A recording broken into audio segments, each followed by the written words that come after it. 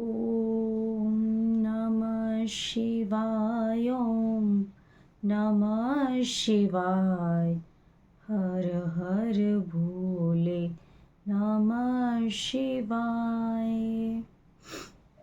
જય માતાજી। આ પવિત્ર શ્રાવણ માસ ચાલી રહ્યો છે ત્યારે આપણે બધા ભગવાન શિવના ભજન ભાવ અને ભક્તિમાં રંગે રંગાયેલા છીએ। આ પવિત્ર શ્રાવણ માસમાં લોકો શિવની કથાઓ, શિવ પુરાણો, શિવનો વાંચન, શિવના ભજન, કહેવાય ને કે શ્રાવણ મહિનામાં એક શિવના નામનો એક અલગ જ મહિમા હોય છે। એ પાછળ તો કહેવાય ને કે શ્રાવણ મહિનો એટલે કે ભગવાન ભોળાનાથનો મહિનો હોય છે। આ મહિનામાં તો ભગવાન ભોળાનાથની જેટલી ભક્તિ કરી એટલી ઓછી છે। એમાં જ આપણે જ્યારે ભગવાન ભોળાનાથની ભક્તિ કરી રહ્યા છીએ, એની લીલાઓનું વાંચન કરી રહ્યા છીએ, એની લીલાઓ સાંભળી રહ્યા છીએ, ત્યારે તેમાં આપણે સાંભળ્યું છે કે સતી માતા પોતાના શરીરને અગ્નિમાં હોમી દે છે। દક્ષના યજ્ઞનો વિનાશ કેવી રીતે થાય છે, શિવલિંગનો મહિમા શું છે, સૌ પ્રથમ શિવલિંગની પૂજન કોણે કરી હતી, અને આગળ આપણે જ જાણ્યું છે કે ભગવાન શિવને શિવલિંગ કેવી રીતે ઉત્પન્ન થયું છે, અને ભગવાન શિવ ચંદ્રમાને પોતાના મસ્તક પર કેમ બેસાડે છે।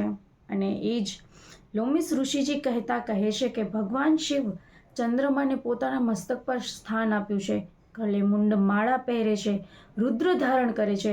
એ શા માટે કરે છે એની આગળ મહિમા કહે છે કે હું તમને વિસ્તારથી કથા સંભળાવું છું।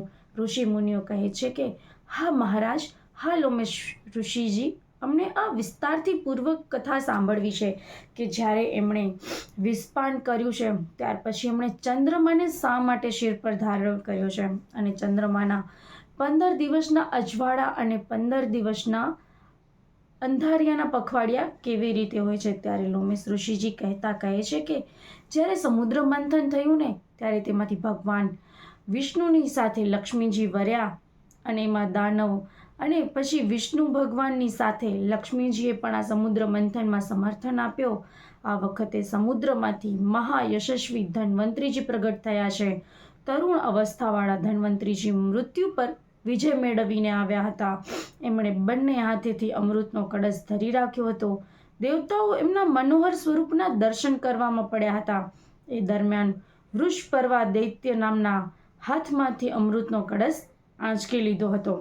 અમૃતપાન માટે આતુર વ્યાતુર એવા દૈત્યો એ કળશ સાથે પાતાળ લોકમાં આવી ગયા।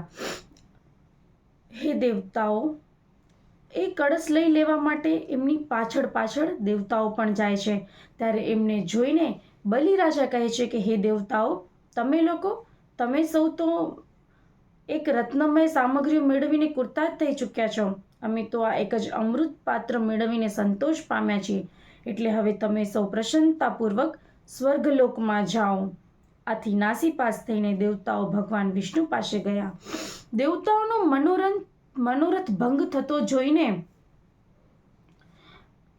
આશ્વાસન આપતા ભગવાન વિષ્ણુ બોલ્યા કે હે દેવતાઓ, શાંત થાઓ। યોગ માયાના પ્રભાવથી દાનવોને મોહિત કરીને હું તમારા માટે અમૃત લઈ આવીશ। અને ભગવાને મોહિની રૂપ ધારણ કર્યું। આ બાજુ દૈત્યો અમૃત મેળવવા માટે આસપાસમાં લડી રહ્યા હતા। એટલામાં મોહિની દેવી ત્યાં આવ્યા। સૌ કોઈને મોહી લે એવી યુવતીને જોઈને દૈત્યો આશ્ચર્યથી અને લોલુપ નજરે તેની સમક્ષ જોવા લાગ્યા।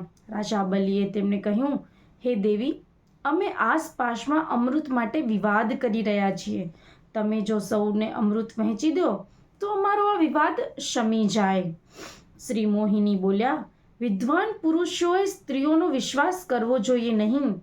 જૂઠ, સાહસ, માયા, મૂર્ખતા, અત્યંત લોભ, અપવિત્રતા અને નિર્દયતા આટલા સ્ત્રીઓના સ્વાભાવિક દોષ છે। સ્ત્રીઓમાં સ્નેહહીનતા અને ધૂર્તતા હોય છે, એ પણ ભૂલવું જોઈએ નહીં। પક્ષીઓમાં જેમ કાગડા, પશુઓમાં જેમ શિયાળ, એવી જ રીતે મનુષ્યમાં સ્ત્રી હંમેશા ધૂર્ત હોય છે। એટલે તમને હજુ પણ કહું છું, જોયા જાણ્યા વિના મારી સાથે મિત્રતા ભાવ તમે કેમ દેખાવો છો? પોતાનું કાર્ય બીજાને સોંપતા પહેલા પૂરેપૂરો વિચાર કરવો જોઈએ। બલિરાજા બોલ્યા, હે દેવી, તમને ઉચિત લાગે એ મુજબ ભાગ પાડીને અમને સૌને અમૃત વહેંચી દો. તમે જે કરો એ અમને સૌને માન્ય છે. ખરેખર ભગવાન વિષ્ણુ જે કહે છે ને એ વાત સાચી જ છે કે આપણે કોઈના કોઈ ઉપર જાણ્યા જોયા વગર વિચાર ન કરવો જોઈએ, કોઈને ઓળખ્યા પારખ્યા પણ ન જોઈએ. એમણે ભગવાન વિષ્ણુએ જે સ્ત્રીઓ માટે કહ્યું છે ને તો એથી આખું વિરુદ્ધ હોય છે. એ દેવતાઓને એટલા માટે કહે છે કે દેવતાઓને પાકો વિશ્વાસ થઈ જાય કે ના, આ આપણી સાથે જ છે. એટલે જ આગળ કહેતા કહે છે કે રાજા બલિના વચન સાંભળ્યા પછી મોહિની દેવી દૈત્યોને જાણે લૌકિક ગીતનું દર્શન કરાવતા હોય ને એમ બોલ્યા, હે શ્રેષ્ઠ દાનવ, આપ સૌ કોઈ અનિર્વચનીય દેવની સહાયથી જ આપના કાર્યમાં સફળ થયા છો. એથી આપ એમ કરો, આ અમૃત કુંભને આજે સાચવીને મૂકી રાખો. આજે વ્રત ધારણ કરી આવતીકાલે અમૃતથી પારણા કરો. વળી બુદ્ધિમાન પુરુષો માટે એ ઉચિત છે. ન્યાયપૂર્વક પ્રાપ્ત કરેલા ધનનો 10મો ભાગ ઈશ્વરની પ્રશંસતા સારું સત્ય કાર્યમાં વપરાય છે. યોગ માયાથી મોહિત ગયેલા દૈત્યો એમની વાતોમાં આવીને એમણે તે જે કહ્યું તે પ્રમાણે જ કર્યું. રાત્રે સૌએ પ્રસન્નતાપૂર્વક જાગરણ કર્યું. ઉષાકાળ થતાં જ નિત્ય કર્મથી પરવારી સ્નાન કરીને અમૃતપાનની આશાએ પંગત લગાવીને બેસી ગયા. આપણે લોકો કેમ જમવા માટે એક હરોળમાં લાઈનમાં બેસી જઈએ, એવી રીતે દૈત્યો પણ અમૃત પીવા માટે એ લોકો એક સ્થાનમાં બેસી જાય છે. બલિ, વૃષપર્વા, નમુજી, શંખ, મૃદુબદ, સુંદ્રષ્ટ, સૌહાદ્ર, કાલનેમી, વિભીષણ, વતાપી, અલ્લવ, કુંભ, નિકુંભ, પ્રધંશ, શુંદ, અપશુંદ, શુંભ, નિશુંભ વગેરે દૈત્ય પંક્તિ લગાવીને બેસી ગયા. અમૃત કળશ મોહિની દેવી પોતાના હાથમાં રાખ્યો. એ વખતે દેવો પણ હાથમાં ભોજન પાત્ર લઈને ત્યાં આવ્યા. એમને જોઈને મોહિની દેવીએ દૈત્યોને કહ્યું, આ લોકોને તમને અતિથિ સમજો. તેઓ ધર્મને જ સર્વસ્વ માનીને તેનું સાધન કરનારા છે અને યથાશક્તિ દાન દેવું જોઈએ. જે લોકો પોતાની શક્તિ મુજબ બીજા પર ઉપકાર કરે છે ને એમને જ ધન્ય માનવા જોઈએ. તેઓ પરમ પવિત્ર છે. તે જગતના રક્ષક છે. જે માત્ર પોતાનું પેટ ભરવા જ ઉદ્યમ કરે છે એ ફક્ત કલેશ જ પામે છે. આમ ભગવાન વિષ્ણુ દૈત્યોને અતિથિ મનાવે છે. ત્યારે ભગવાન વિષ્ણુ કહે છે કે જે આપણા ઘરે મહેમાન આવ્યા છે, અતિથિ છે, આપણે એમનો આદર સત્કાર કરવો જોઈએ, એમનું માન સન્માન કરવો જોઈએ. એ આપણા ઘરે અતિથિ થઈને ભોજન લેવા માટે આવ્યા છે તો આપણે એમને ભોજન માટે અવશ્ય પીરસવું જોઈએ. આમ જે પોતાના સ્વાર્થ માટે જે કાર્યો કરે છે ને એ હંમેશા માટે પોતે કલેશ જ પામે છે. દેવતાઓ હંમેશા પોતાનો સ્વાર્થ જોતા હતા, એટલે જ હંમેશા એ લોકોમાં ઝઘડા રહેતા. અને દૈવો તો હંમેશા મનુષ્યના હિતકારીમાં રહે છે, ધર્મ કાર્યમાં જોડાયેલા હોય છે. ભગવાન વિષ્ણુ કહે છે કે જે ધર્મ કાર્યની ગતિમાં જોડાયેલા હોય છે ને એ લોકો સદાય હંમેશા સુખ શાંતિ ભોગવે છે. આમ મોહિની દેવીના વચન સાંભળીને દૈત્યોએ દેવોને પણ અમૃતપાન માટે આમંત્રણ કરે છે. ફરી મોહિની દેવી બોલ્યા, સૌથી પહેલા અતિથિઓનો સત્કાર કરવો જોઈએ. મહાભાગ રાજા બલિ વગેરે પોતે જે કહે કે પહેલા કોને અમૃત આપો. બલિ રાજા બોલ્યા, હે દેવી, તમને જેમ ઠીક લાગે ને તેમ કરો. એટલે મોહિની દેવી પહેલાએ દેવતાઓને ઝટ અમૃત દેવાનું શરૂ કર્યું. એ અમૃતના દેવો, લોકપાલો, ગંધર્વો, યક્ષો, અપ્સરાઓ વગેરે બહુ જ ધરાઈને પીધું. આ વખતે રાહુ નામનો દૈત્ય દેવોની પંગતમાં જઈને બેસી ગયો. એણે અમૃત પીવાની ઈચ્છા કરી એટલે સૂર્ય ચંદ્રમાએ વિષ્ણુના દેવોની પંક્તિમાં આવી ગયેલા એ દૈત્ય વિશે જણાવી દીધું. ભગવાન વિષ્ણુએ તત્કાલ એ વિકૃત અને વિકરાળ શરીરવાળા રાહુનું મસ્તક કાપી નાખ્યું. એનું મસ્તક આકાશમાં ઉડી ગયું અને ધડ પૃથ્વી પર ધડાંગ કરતું પડ્યું. આવા જોઈને મુખ્ય દૈત્યો દેવતાઓ સાથે યુદ્ધ કરવા તત્પર થઈ ગયા. મહાકાય રાહુ ચંદ્રમાને કોળીઓ કરીને ઇન્દ્રની પાછળ દોડવા લાગ્યો. આ પ્રત્યેક દેવતાઓના કોળીઓ બનાવતો દોડ્યો. દેવતાઓ ગભરાઈને ચંદ્રમાની પાછળ દોડતા સ્વર્ગ લોકમાં જવા લાગ્યા. ત્યાં તો રાહુ પણ એમની પાછળ પાછળ સ્વર્ગમાં આવી પહોંચે છે. ચંદ્રમાને ઘડી જવા ઈચ્છતો હતો, તેથી ચંદ્રમાએ ભયથી વ્યાકુળ બનીને ભગવાન શિવનું શરણ લેવાનું વિચાર્યું. ચંદ્રમા મનોમન મહાદેવની સ્તુતિ કરવા લાગ્યા. હે મહાદેવ, આપ જ અમારા રક્ષક છો. હે શરણાગતિની રક્ષા કરનાર, આ સંકટમાંથી ઉઘારી લો, મારી રક્ષા કરો. ભગવાન શંકર મહાદેવ તત્કાલ પ્રગટ થાય છે. ચંદ્રમાને આશ્વાસિત કરીને પોતાની જટામાં સ્થાન આપ્યું. ત્યારથી ચંદ્રમા ભગવાન શંકરના જટા જૂટ જાણે વચ્ચે સફેદ કમળ હોય ને એવી રીતે શોભી રહ્યા હોય છે. હે રાહુ પણ ચંદ્રમાની પાછળ પાછળ ત્યાં આવી પહોંચે છે. એ પણ ભગવાન શિવની સ્તુતિ કરીને પ્રણામ કરીને કહે છે કે હે મહાદેવ, મારો ભક્ષ્ય ચંદ્રમા અત્યારે તમારી પાસે છે, એ મને સોંપી દો. રાહુની સ્તુતિથી ભગવાન શિવ સંતુષ્ટ થાય છે. એ સાંભળીને રાહુ પણ મહાદેવજીને કહેવા લાગે છે, હું તો સગળા ભૂતોનો આશ્રય છું, દેવો દાનવો સૌને પ્રિય છે. એ સાંભળીને રાહુ પણ મહાદેવજીને પ્રણામ કરી એમના મસ્તકમાં સ્થિત થઈ જાય છે. ત્યારે ચંદ્રમા ભયના માર્યા અમૃતનો સ્ત્રાવ કર્યો. અમૃતના સંપર્કથી રાહુને અનેક મસ્તો રચાઈ ગયા. ભગવાન શિવે જોઈને દેવ કાર્યની સિદ્ધિ માટે એ મુંડમાળા બનાવીને ધારણ કરી લે છે. એટલે જ તો ભગવાન શિવ ચંદ્રમાને તો પોતાના સિર પર મસ્તક ઉપર સ્થાન આપે છે. જ્યારે આ દેવ અને દાનવ વચ્ચે અમૃતપાનનું જે મહાયુદ્ધ ઘસાય છે, ત્યારે જે ચંદ્રમા રાહુ કેતુ વિશે જે ભગવાન વિષ્ણુને જણાવી દે છે, પછી રાહુના ભયથી ચંદ્રમા ભગવાન શિવની જટાઓમાં ધારણ થઈ જાય છે. એ પણ એવી રીતે ધારણ થઈ જાય છે કે આપણને લાગે છે કે ભગવાન શિવ એ પોતાની જટામાં મસ્ત જેવું કમળનું ફૂલ બેસાડ્યું હોય છે. રાહુને પણ સ્થાન આપે છે. પણ રાહુ જે એમણે અમૃત પીધું હોય છે ને, એ અમૃતનું બહુમાન દુરુપયોગ કરીને એના અનેક મસ્તકો ઉત્પન્ન કરે છે. પછી ભગવાન શિવને થાય છે કે જો આ એવા અનેક મસ્તકો ઊભા કરતા રહેશે તો ચંદ્રમાને બચાવવો મુશ્કેલ છે. એટલે પછી તેના રાહુના મસ્તકોની એ તે મુંડ માળા તૈયાર કરે છે અને તે પછી પોતાના ગળામાં પહેરી લે છે. અને કહેવાય છે કે જે કોઈ પણ ભગવાન શિવ પર બીજા કોઈ ચઢાવેલી પૂજા સામગ્રી જોઈને સંતોષ પામે છે ને, તે શ્રેષ્ઠ લોકમાં જાય છે. કારતક મહિનાની રાત્રિએ શ્રદ્ધાપૂર્વક શિવજીની દીપમાળા ધરે છે.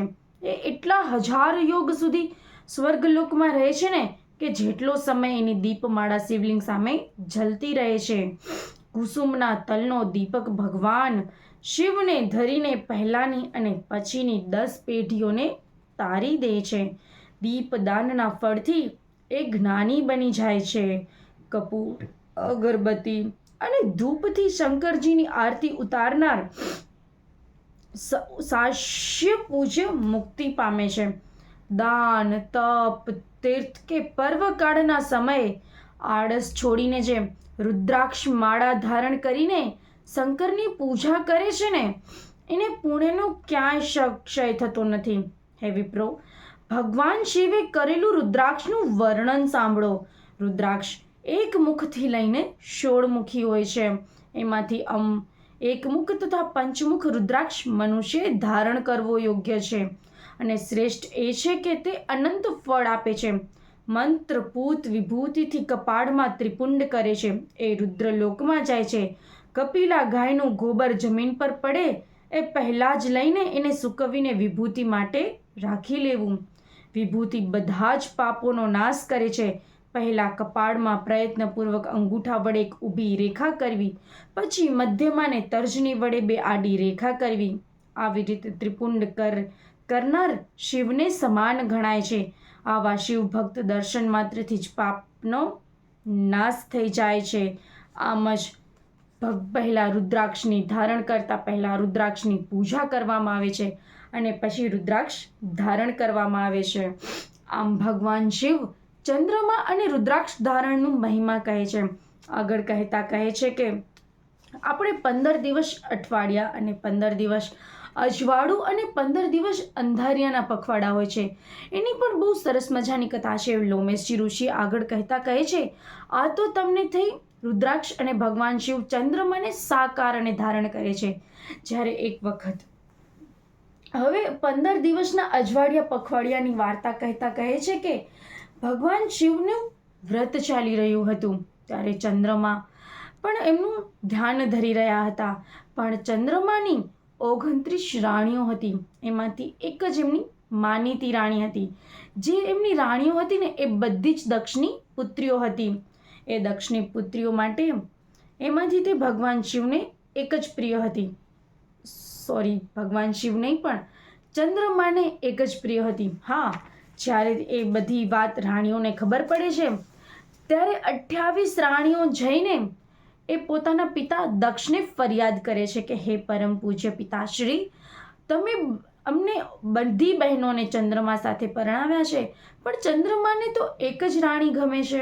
અમારી સામે તો ચંદ્રમા જોતા પણ નથી અને કંઈ વિચારતા પણ નથી. ત્યારે દક્ષને કહેવાય ને કે અતિની ગતિ ક્રોધ આવે છે અને તે ચંદ્રમાને શ્રાપ આપતા કહે છે કે હે ચંદ્રદેવ, તમારો વિનાશ થઈ જાય, તમારા શરીર સમગ્ર કાળું થવા લાગે. ત્યારે જ ચંદ્રને કહે છે ને કે એવો કોઢ લાગે છે અને તેનું શરીર ધીમે ધીમે નાશવંત થતો જાય છે. આમ ચંદ્રમાનું આવું શરીર નાશવંત થતાં આખા જગતમાં અંધકાર વ્યાપી જાય છે. પછી અંધકાર વ્યાપતા જ કહેવાય ને કે ચંદ્રમાનું અસ્તિત્વ જ રહેતું નથી. ત્યારે ચંદ્રમાની રાણીઓ આ જોઈને તો એકદમ કહે છે કે હે, આ શું થાય છે પરમ પૂજ્ય પિતાજી, અમે તો તમને ચંદ્રમાને સમજાવવા માટે કહ્યું હતું, તમે તો અમારા પતિ પરમેશ્વરનો વિનાશ જ કર્યો છે. પછી બધી રાણીઓ અને ચંદ્રમા ભગવાન શિવના કહેવાય છે ને કે ભગવાન શિવનું પૂજન અર્ચન કરે છે, એમનું તપ જપ કરે છે. ત્યારે ભગવાન શિવજી એમના ઉપર પ્રસન્ન થાય છે. ભગવાન શિવજી જેવા પ્રસન્ન થાય છે ત્યારે એનું કારણ પૂછે છે કે આ કયા કારણસર થાય છે અને કયા રીતે થાય છે. ત્યારે ભગવાન ચંદ્રમા ભગવાન શિવને એનું કારણ જણાવે છે. ત્યારે ભગવાન શિવ એનું ઉચ્ચારણ, એનું કષ્ટ નિવારણતા કહે છે કે હે ચંદ્રદેવ, તમે 15 દિવસ અજવાળિયા તરીકે અને 15 દિવસ તમે અંધારિયા તરીકે ઉજવાશો. પહેલાં જે પક્ષના 15 દિવસ હશે તેમ તમારું શરીર, તમારું તેજ એ વધતું જશે ધીરે ધીરે અને પૂનમ પછી તમારો જે 15મો દિવસ હશે વધવાનો, એને પૂનમ તરીકે ઉજવવામાં આવશે અને પાછળના જે દિવસો હશે તેમાં તમારા શરીરની જે અજવાળું હશે એ ધીરે ધીરે ઘટતું જાય છે. પછી જ્યારે તમારા એના 15 દિવસ પૂરા થઈ જાય છે, 14 દિવસ પૂરા થઈને જ્યારે એનો 15મો દિવસ આવશે તે તમે અમાસ તરીકે ઓળખાશો. આમ ભગવાન શિવ ચંદ્રમાને વરદાન આપતા કહે છે કે પખવાડિયાના 1 મહિનાના 2 ભાગ થઈ જશે. પહેલા 15 દિવસ પખવાડિયા એટલે કે અજવાળું અને પછી પાછળના 15 દિવસ એટલે અંધાર્યું. પહેલા શુક્લ પક્ષ અને કૃષ્ણ પક્ષ. શુક્લ પક્ષ એટલે કે અજવાળિયા અને કૃષ્ણ પક્ષ એટલે અંધારિયા તરીકે ઓળખાવવામાં આવે છે. આમ ત્યાં જે નદી કિનારે ચંદ્રમાએ ત્યાં ભગવાન શિવનું શિવલિંગ બનાવીને પૂજન અર્ચન કરી હતી, ત્યાં પછી ભગવાન શિવ એ શિવલિંગમાં સાક્ષાત્કાર થયા છે. એ પ્રભાસ પાટણની જગ્યા આજે સોમનાથ તરીકે ઉજવવામાં આવે છે. એ સોમનાથ 12 જ્યોતિર્લિંગમાંનું એક જ્યોતિર્લિંગ છે. આ ચંદ્રમાની વધવા અને ઘટવાની ઘટના છે, એ વાર્તા કથા છે, એ જ સોમનાથને સ્થાપવાની પણ ઘટના છે. ત્યાં સોમનાથ સ્થાપીને ભગવાન શિવ પોતે પોતાનો સાક્ષાત્કાર કરે છે. ત્યાં જે લોકો પોતાની મનોકામના લઈને આવે છે એની સર્વની મનોકામના પૂરી થાય છે અને આવી જ રીતે આપણા સોમનાથ શિવલિંગનું નિર્માણ થાય છે. ક્યાં કે ત્યાં શિવલિંગ પ્રભાસ પાટણ સમુદ્રના કિનારે કહેવાય છે કે વેરાવળનું દરિયા કિનારો છે. ત્યાં ભગવાન શિવનું મસ્ત એવું ઉદ્ગમ સ્થાન છે. એ પ્રથમ જ્યોતિર્લિંગ સોમનાથની રચના કરવામાં આવી છે. સોમનાથ મહાદેવ ભોળિયા કર્યું તમારી શિવ તો છે જ, પણ આપણે ગાવામાં આવે છે કે સૌરાષ્ટ્ર સોમનાથમ ચ શ્રીધારુકામ. મને આગળ નથી આવડતું, પણ હા કે સૌરાષ્ટ્ર સોમનાથ છે અને ભગવાન શિવની ત્યાં શિવલિંગની પૂજાનો એક અલગ જ મહત્વ છે.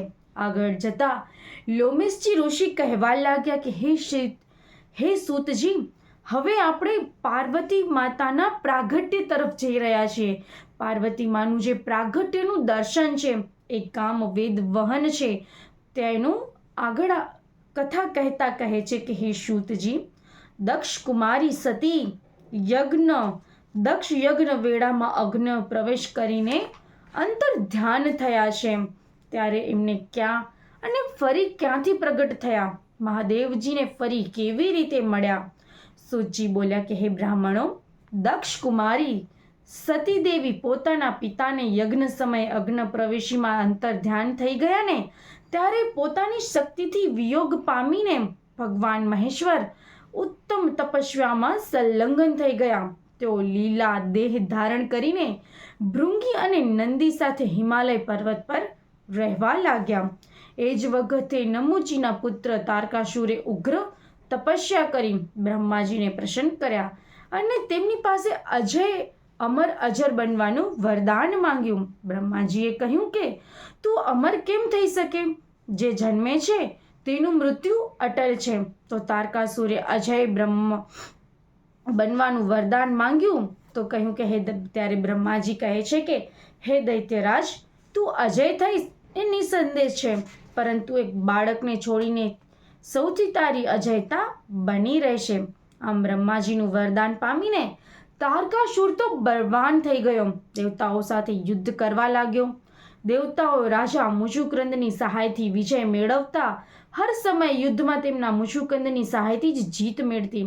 તેથી દેવતાઓને થયું, આપણે હમણાં સદા યુદ્ધમાં જ રહેવું પડે છે, તો અત્યારે આપણે શું કરવું ઘટે, પછી આપણી નિયતિ જ આવી છે. આવું વિચારીને સૌ બ્રહ્માજી પાસે પહોંચે છે. તેમની સ્તુતિ કરતા કહે છે કે હે પ્રભુ, દૈત્યોથી અમારી રક્ષા કરો. ત્યારે તે આકાશવાણી થઈ, દેવતાઓ, થઈ શકે એટલું જલ્દીથી તમે મારી આજ્ઞાનું પાલન કરો. જ્યારે ભગવાન શિવનો મહાબલી પુત્ર જન્મશે ને, ત્યારે જ આ તારકાસુરનો યુદ્ધ દરમિયાન વધ કરાશે. એમાં જરા પણ કંઈ શંકા નથી. એટલા એવા ઉપાયો જો કે જેથી સૌની હૃદય ગૃહમાં વિરાજતા ભગવાન શંકર પત્નીનું પાણી ગ્રહણ કરે.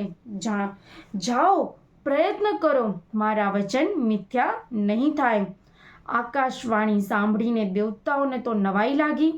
તેઓ સૌ બૃહસ્પતિજી આગેવાનીની નીચે હિમાલય પર્વત પર આવ્યા. નગાધિરાજને સંબોધીને તેઓ બોલ્યા, હે મહાભાગ હિમાલય, તમે સઘળા પર્વતોનો ઈશ છો. યક્ષ અને ગંધર્વ તમારું સેવન કરે છે. અમે તમને કંઈ નિવેદન કરવા માંગીએ છીએ. અમારી વાત તમે ધ્યાનમાં લેજો. લોમેશજી બોલ્યા, દેવતાઓની આવી પ્રાર્થના સાંભળીને પર્વત શ્રેષ્ઠ હિમવાન હસીને બોલ્યા, હું તો અચળ છું, ચાલી ફરી શકતો નથી. બીજું, મારી પાંખો કપાઈ ગઈ છે, એટલે ઉડી પણ શકતો નથી. આવી સ્થિતિમાં હું તમારી માટે શું કરી શકું છું? દેવતાઓએ તારકાસુરના વધ માટે મારી કોઈ જરૂર હોય તો મને બતાવો. કયા ઉપાય વડે તમે તારકાસુરના સંહારનો કરવા માંગો છો? કારણ કે એ કર્મતાઓ મારું જ છે. ત્યારે દેવતાઓએ આકાશવાણીવાળી વાત કરી. આ સાંભળીને હિમવાને કહ્યું, જો શિવજીના બુદ્ધિમાન પુત્ર દ્વારા જ તારકાસુરનો વધ થવાનો હોય ને, તો દેવતાઓનો સૌ સારાવાના થાય અને આકાશવાણી સાચી પડે. આ માટે તમારે વિશેષ પ્રયત્ન કરવા જોઈએ. આ સાંભળીને દેવો બોલ્યા, હે નગાધિરાજ, આપ દેવતાઓનું કાર્ય સિદ્ધ કરવા સારું શંકરના વિવાહ માટે સ્વયં જ એક કન્યા ઉત્પન્ન કરો ને. ત્યારે હિમવાને પોતાની પત્નીને કહ્યું, સુમુખી, તારે એક શ્રેષ્ઠ કન્યા રત્નને જન્મ આપવો જોઈએ. મેનાએ હસતા હસતા કહ્યું, મહામતે, તમારી વાતો તો મેં સાંભળી, પરંતુ કન્યા તો સ્ત્રીઓને શોકમાં ડૂબાડનારી હોય છે. આ વિશે વિશે લાંબો વિચાર કરી આપને આપની બુદ્ધિથી જે હિતકારી જણાય તે કહો. પોતાની પ્રિયતમા મેનાની વાત સાંભળીને પરમ બુદ્ધિમાન એવા હિમવાને પરોપકારયુક્ત વચન કહે, હે દેવી, જેનાથી બીજાના જીવન રક્ષા થાય ને એવું જ પરોપકારી પુરુષોએ કરવું જોઈએ.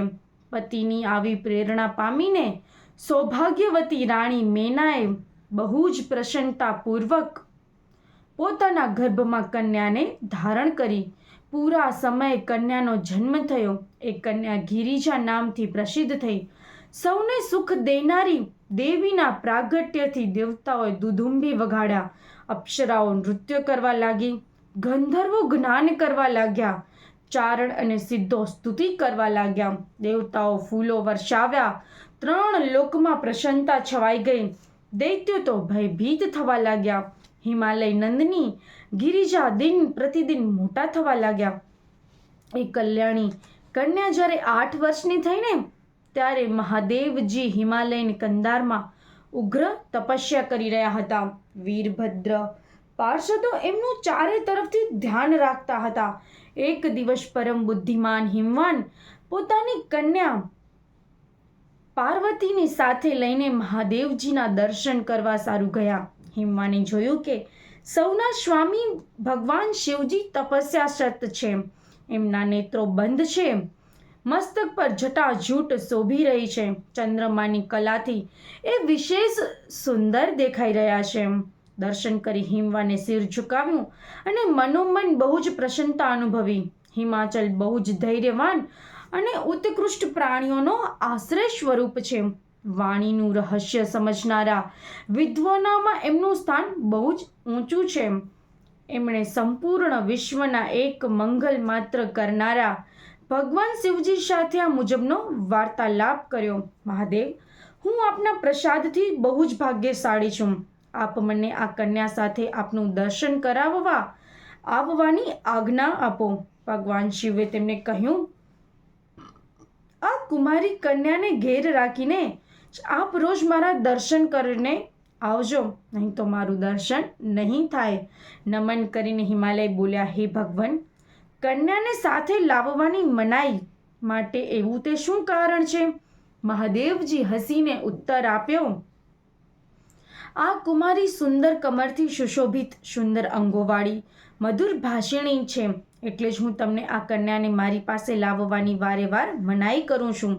ભગવાન શિવના આવા નિષ્ઠુર વચન સાંભળીને ઘોરાંગી પાર્વતીએ તપસ્વી શિવને કહ્યું, હે શંભુ, આપ તપશક્તિ છો, આપ ઉગ્ર તપસ્યામાં રત છો.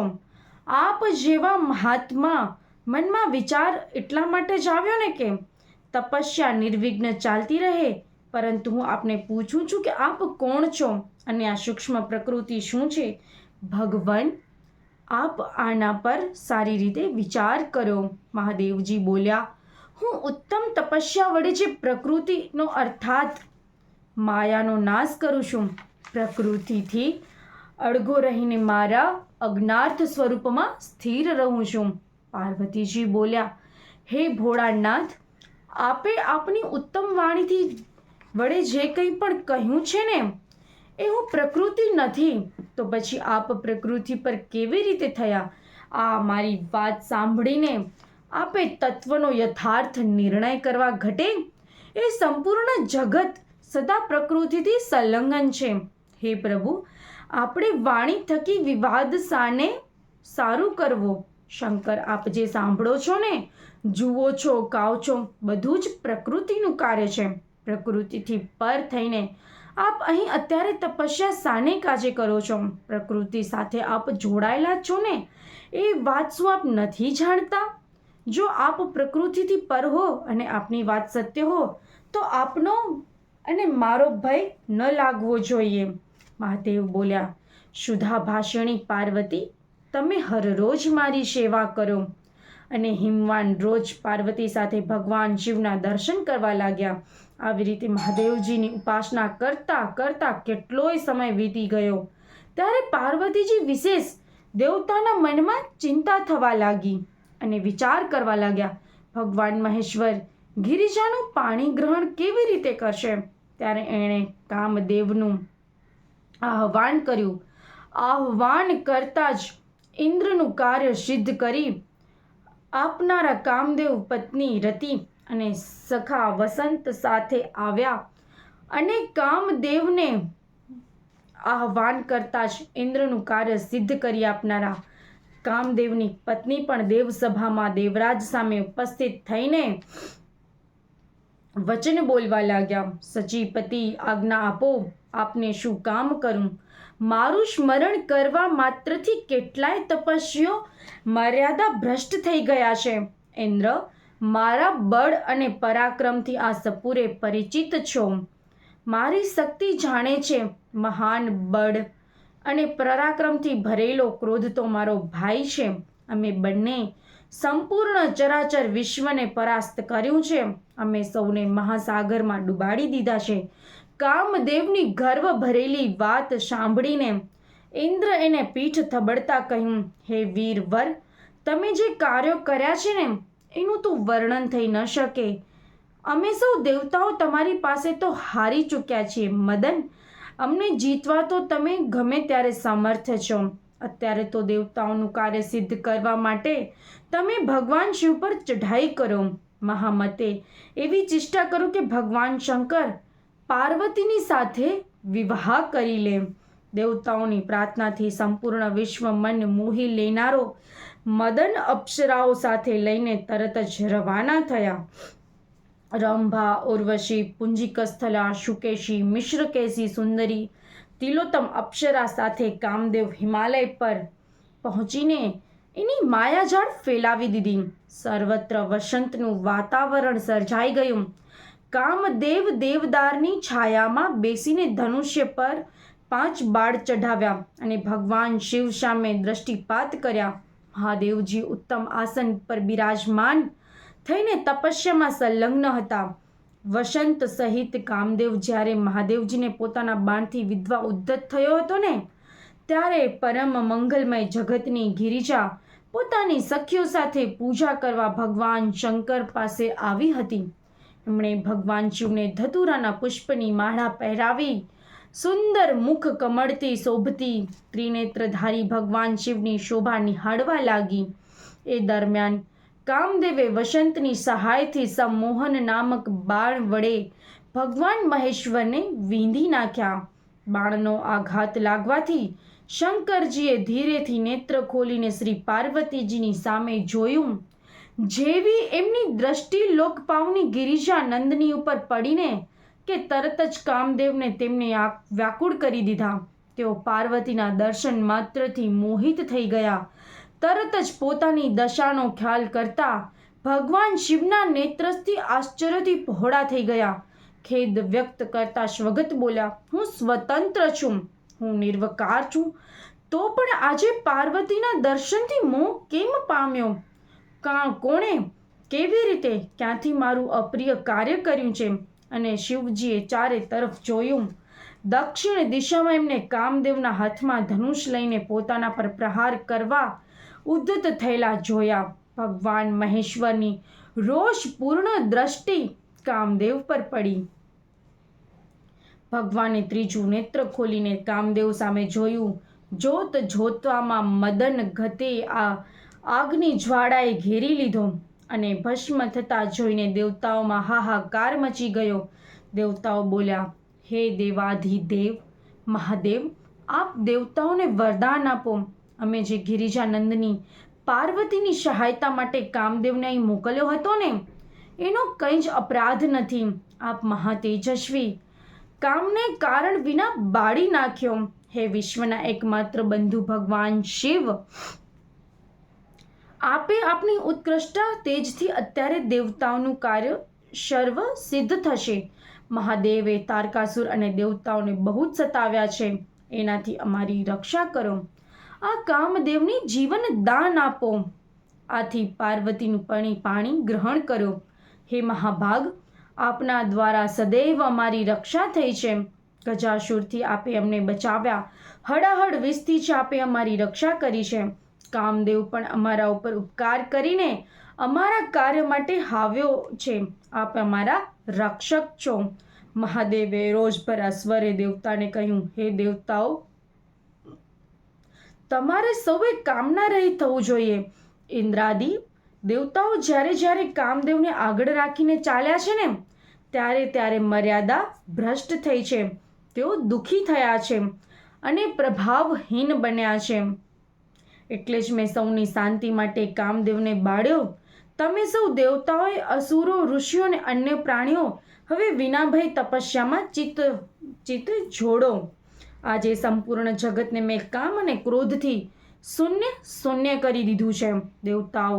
દેવતાઓએ જે આ પાપી કામ અને દુઃખનું મૂળ છે ને, આથી એને હું જીવનદાન નહીં આપું. આ માટે તમે અવસરની રાહ જુઓ. આ સાંભળીને મહર્ષિ બોલ્યા, શંભુ, આપે જે કંઈ કર્યું છે એ અમારા માટે હિતકારી અને પરમ મંગલકારી છે. પરંતુ હે દેવાધિદેવ, અમારી વાત પણ સાંભળો ને. જે પ્રકારે આ સંસાર સર્જાયો છે એમાં સંકલ્પ રૂપ કામ જ અધિષ્ઠાન રહ્યો છે. કામ વિના સૃષ્ટિ આગળ કેમ ચાલશે? આ વિશ્વ કામમય છે.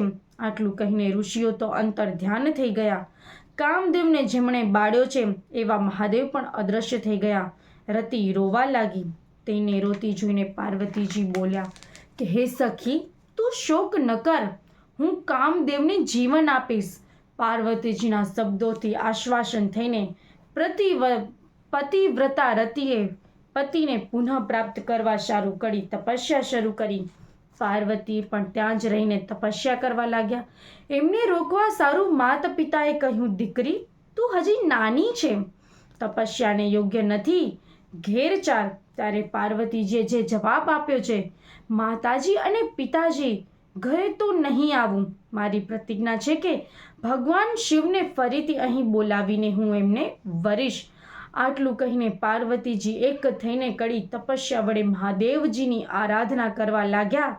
એમની સખીઓ જયા, વિજયા, માધવી, સુલોચના, સુશ્રુતા, શ્રુતા, શુકી, પ્રલોભચા, શુભાગા, શ્યામ, ત્રિયાંગી, વરુણી, ચિત્રાંગી, સુધા વગેરે એમની સેવામાં રહેવા લાગી. જ્યાં મહાદેવજીએ કામને બાળ્યો હતો ને, એ જ જગ્યાએ વેદી બનાવીને પાર્વતીજી એમના પર બિરાજમાન થયા. એમણે અન્ન અને ફળનો ત્યાગ કર્યો. માત્ર પાંદડા પર નિર્વાહ કરતા હતા. લીલા પાંદડા છોડીને હવે સુકાયેલા પાંદડા પર રહેવા લાગ્યા. આગળ જતા સૂકા પાંદડા પણ લેવાનું છોડી દીધું અને તેઓ અર્પણા નામથી પ્રસિદ્ધ થયા. આમ પાર્વતીજી ઘણા સમય સુધી તપસ્યામાં રત રહ્યા. મહાદેવજીને પ્રસન્ન કરવા માટે નિષ્ઠાપૂર્વક પાર્વતીજીએ આરાધના ચાલુ રાખી. પાર્વતીજીની આવી ઉગ્ર તપસ્યાથી સંપૂર્ણ ચરાચર જગત સંતપ્ત થવા લાગ્યું. ત્યારે દેવતાઓ અને અસુરો સૌ મળીને બ્રહ્માજીના શરણે ગયા. દેવતાઓને બ્રહ્માજી કહ્યું, હે ભગવાન, આપ જ આ સંપૂર્ણ ચરાચર જગત સર્જ્યું છે. આપ જ દેવતાઓના રક્ષક છો. દેવતાઓની આ વાત સાંભળીને બ્રહ્માજી મનોમન વિચારવા લાગ્યા. એમને થયું કે પાર્વતીની તપસ્યા અદ્ભુત દવાનાલો પ્રગટ્યો છે. બ્રહ્માજી તરત જ ક્ષીરસાગરના તટ પર પહોંચ્યા. એમણે ત્યાં જઈ ભગવાન વિષ્ણુના દર્શન કર્યા. શેષ સૈયા પર ત્યાં અત્યંત શોભાયમાન જણાતા હતા. લક્ષ્મી દેવી એમની સેવામાં રત રહ્યા હતા. ગુરુજી પણ દૂર ઊભા મસ્તક ઝુકાવી બે હાથ જોડીને પ્રભુની સેવામાં હાજર હતા. શ્રી કાંતિ, તૃષ્ટિ, વૃત્તિ અને દયા આદિ દેવીઓ પણ ભગવાનની સેવામાં લાગેલી હતી. નવ શક્તિઓ વડે સંપન્ન ભગવાન વિષ્ણુ એમના પાર્ષદોથી ઘેરાયેલા હતા. કુમુદ, કુમુદવાન, શનક, શંગન, સનાતન, પૃશુપૃત, વિજય, અરિજીત, જયંત, જયત્સદ, પરમ કાંતિમાન, જય સનત કુમાર, ઉત્તમ તપસ્વી નારદ,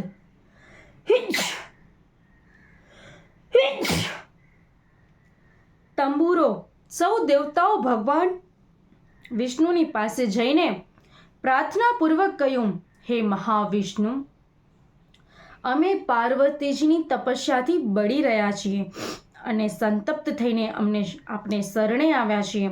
આપ અમારી રક્ષા કરો.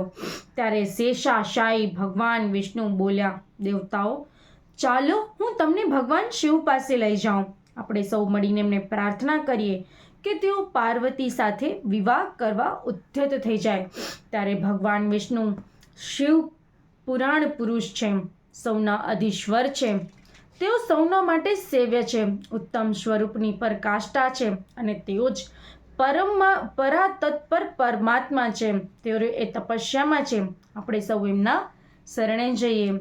આ સ્કંદ શિવ મહાપુરાણના માહેશ્વર ખંડમાં કેદાર ખંડમાં ભગવાન દેવ પાર્વતીના સદાશિવ પ્રસન્ન થયા છે એના વિશે આગળ લોમેશજી ઋષિ કહેતા કહે છે કે આ ભગવાન શિવની લીલાઓ અને કથાઓ તેમને કહી છે.